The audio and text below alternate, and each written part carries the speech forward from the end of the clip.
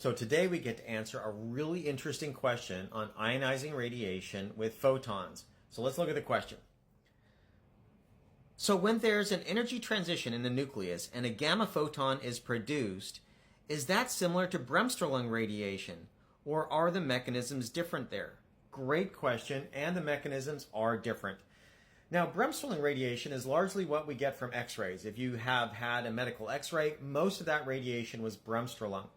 Now, a formal X-ray occurs when you have, say, a heavy metal like tungsten, and you excite one of the inner shell electrons near the nucleus up to the outer shell or near the outer shell. And if an electron in that outer shell transitions down, there's a large energy difference there, and that's given off as a large energy photon. And we call that an X-ray as opposed to visible light, which is a smaller energy transition of those orbital electrons. Now, as this person asked, if you do the same kind of physics in the nucleus, where one nucleon is excited to a higher energy level by some means, and when it comes back down and it gives off radiation, the photons that come off from that we call gamma. And you get energy transitions in the nucleus or in the orbiting electrons, and generally the energy difference in the nucleus is much higher, so gamma radiation generally is much higher than with X-rays. But Bremsstrahlung, that's actually German for breaking radiation, and that occurs when the electrons that are accelerated in an X-ray machine, it's actually an electron accelerator in there, it accelerates electrons into usually a tungsten target.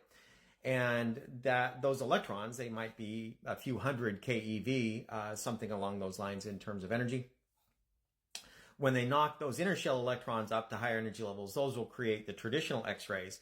But most of the radiation is Bremsstrahlung, and that comes from slowing down the electrons, breaking them. An acceleration in the negative direction is what gives off the Bremsstrahlung. And that's from Maxwell's equations, that conservation of energy, the energy of that electron, as it's slowing down, because there's an acceleration on it, that's going to create electromagnetic energy. That electromagnetic energy has a spectrum, and that spectrum is what we call Bremsstrahlung.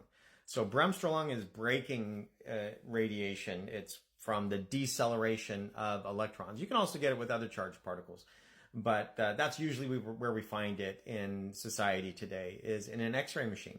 So thanks for the question. Keep them coming. I hope you enjoyed the video and learned something, and that you have a very nice day.